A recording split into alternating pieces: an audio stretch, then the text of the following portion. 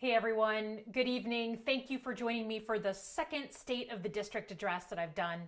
The last time we did this was almost exactly a year ago. We were at East Lansing High School, we were in person, and I'm sorry that COVID forces us to do this event virtually and on the telephone. I was sworn in for my second term just last month, and it's important that as your representative, I lay out the goals for my second two-year term. That's what I'll be doing tonight, and I owe it to you, the residents of North Oakland, Livingston, and Ingham County, to explain what I'll be fighting for in your name.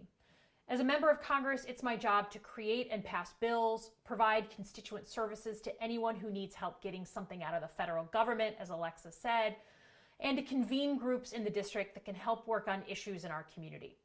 To that end, by the end of my first term of Congress, I helped return $1.3 million to our constituents, and our office responded to more than 105,000 messages that we received. We've had over a dozen bipartisan bills, amendments, or provisions that were signed into law by the former president. And of the 35 bills I introduced, 25 were co-led by at least one Republican colleague. But before I start outlining my plans for the future, I want to address the biggest concern shared by so many of you tuning in tonight, and that is the COVID vaccine and how we get it. So here's the update. The vaccine is by far the number one thing people are asking me about right now, and we know why, because it represents the light at the end of the tunnel for COVID, for our health, and for our economy. And I also know that many of you are frustrated that you can't get an appointment to get the shot. The good news is that the vaccinations are helping. Nationally, COVID numbers are dropping in a substantial way. So here's how you get it. If you work with patients at a hospital, as a doctor, a nurse, EMT, if you take care of vulnerable residents at a long-term care facility, if you're a first responder, a corrections officer, or if you work in a K-12 school or child care center, check with your employer because you are indeed eligible for the vaccine. In addition, if you're in one of those categories, you can sign up at your county health department to get a shot. You go to your county's website, which you can find listed at michigan.gov/COVID vaccine for updates. They will have the most up-to-date information about when and where the vaccine will be available in your community. Then, if you're over 65 years old, you are also eligible to get in line for the vaccine. Our best advice to anyone over 65 is to do two specific things. One, go to the website for your county, go to that public health department page for your county and sign up.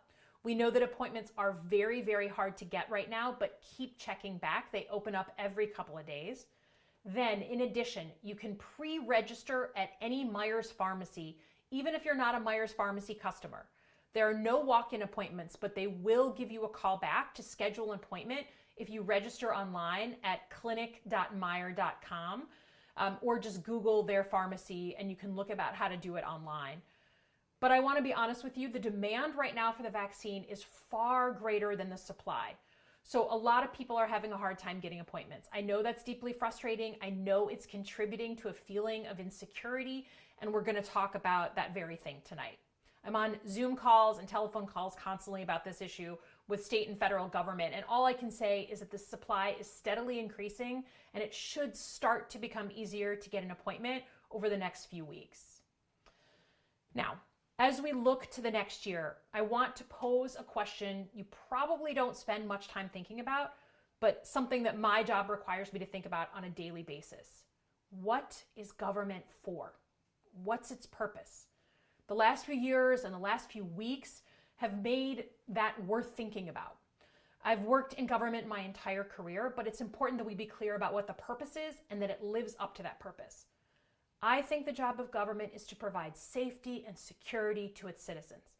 A government ought to take care of the big stuff, like responding to a global pandemic, stimulating the economy, and providing infrastructure, so that its citizens are free to pursue their own futures and meet the challenges in their own lives as they see fit.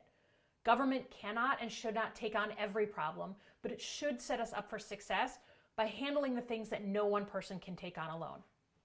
Over the last 2 years, I've had the opportunity to crisscross the 3 counties that make up our district and talk to folks from all walks of life.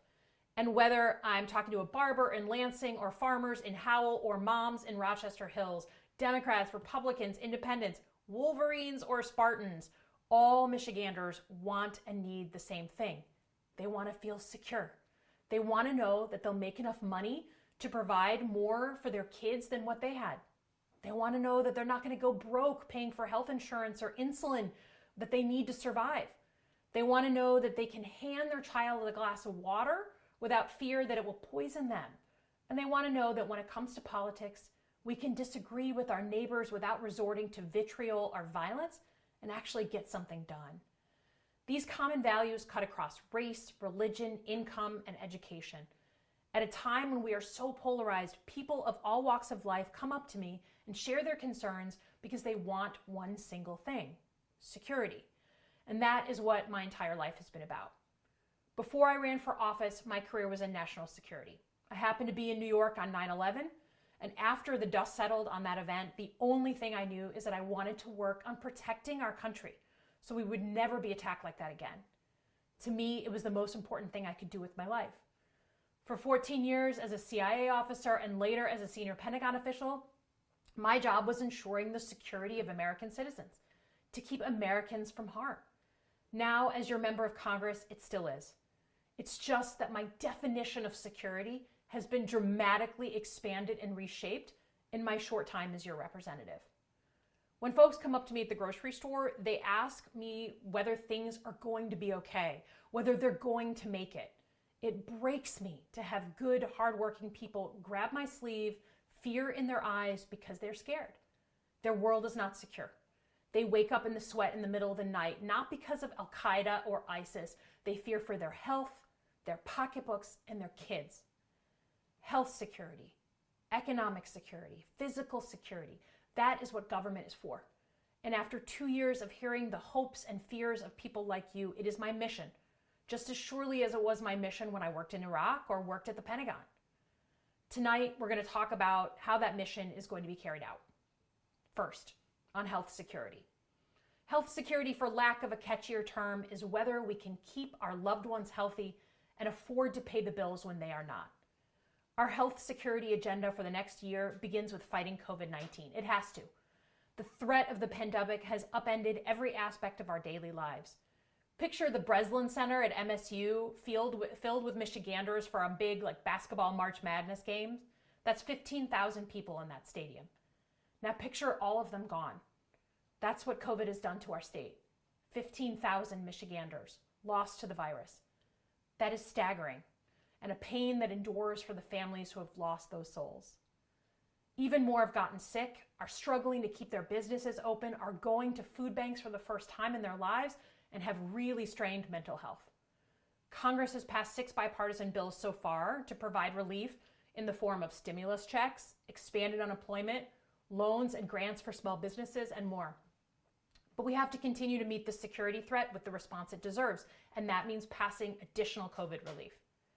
We've got to supercharge distribution of the vaccine, get more help to workers and businesses, continue to support food banks, and deliver funding to our state and local governments to not only get Michigan through the next couple of months, but to support our state's economy long term. For nearly a year, our frontline workers have been at war against this deadly virus. We all owe them a debt of gratitude, answering that call to serve their country in a time of national crisis. They deserve to be recognized for that service, and at a minimum, that means acting at the federal level to ease their burden.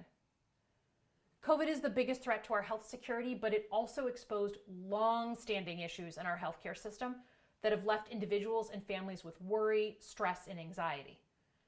This issue is personal to me. Many of you know the story of my own mom, who died of ovarian cancer after struggling for years to afford health care. She had a pre-existing condition. She had had breast cancer as a young mom. She didn't have health insurance when she was diagnosed with ovarian cancer.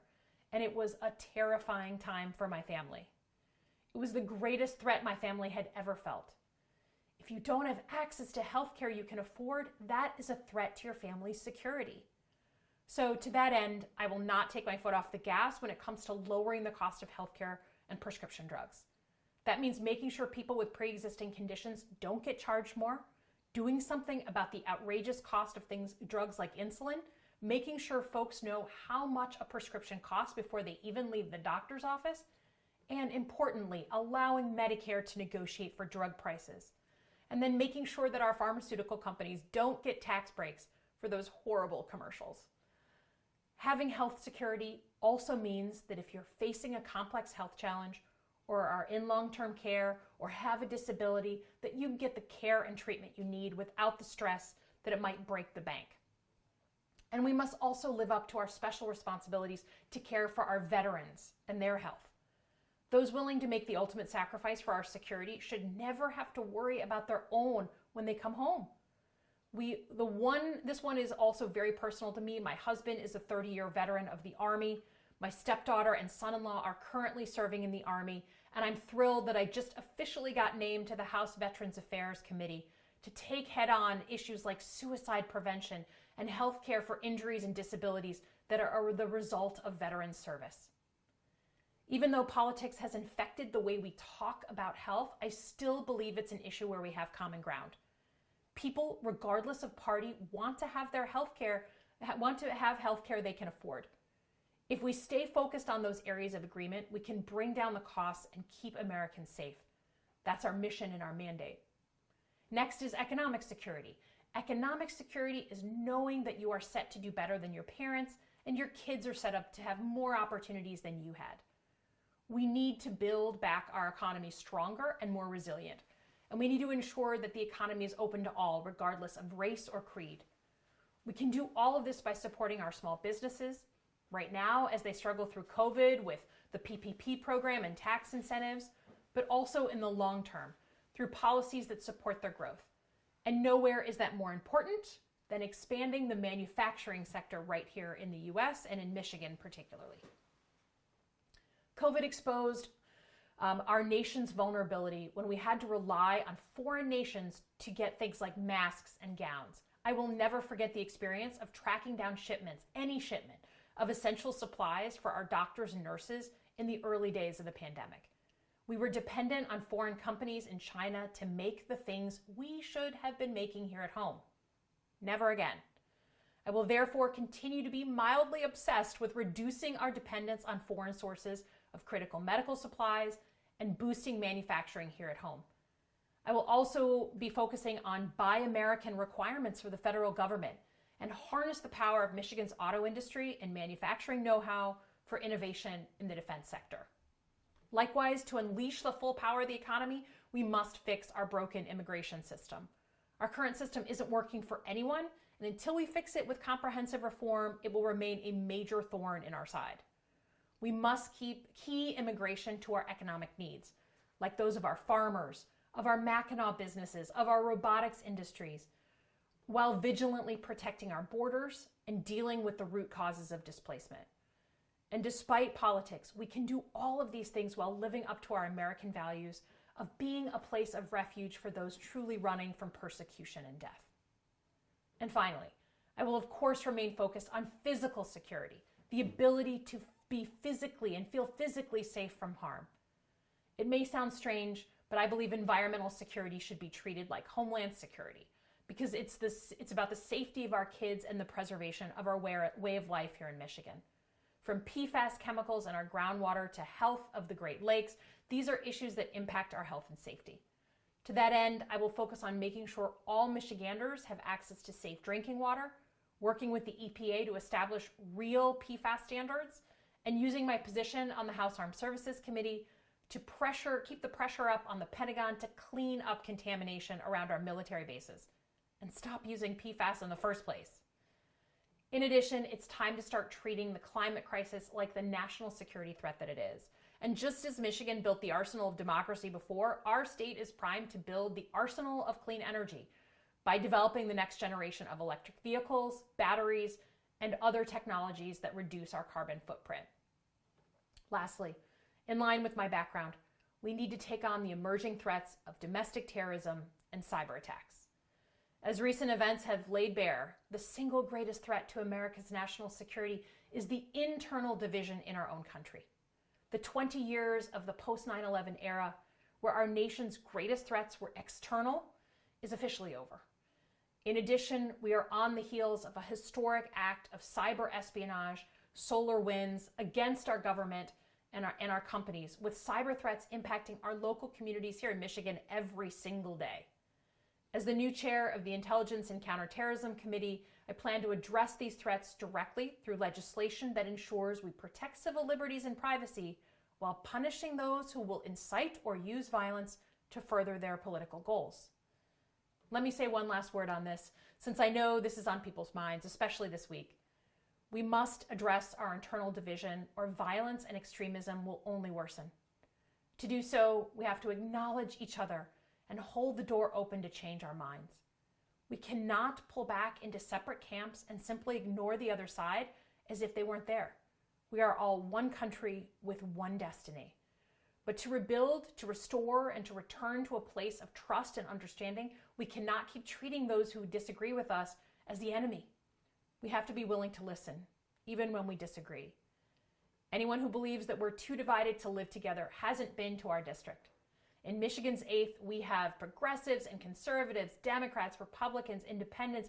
We have physicists and florists and farmers and factory workers. I refuse to accept that we can't break bread and see each other as neighbors. Division does not have to be the new norm. We are, as you know, facing a critical moment in our nation's history. Government cannot solve everything, and Michiganders wouldn't want it to.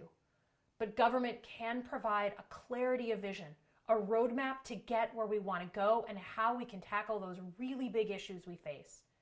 That's what government's for. That's why you sent me to Washington, which remains the greatest honor of my life. It is my job to focus like a laser on the security of your health, your pocketbook, and your physical security. More importantly, it's my mission. Thank you for listening. Please reach out to my office if there's anything you need.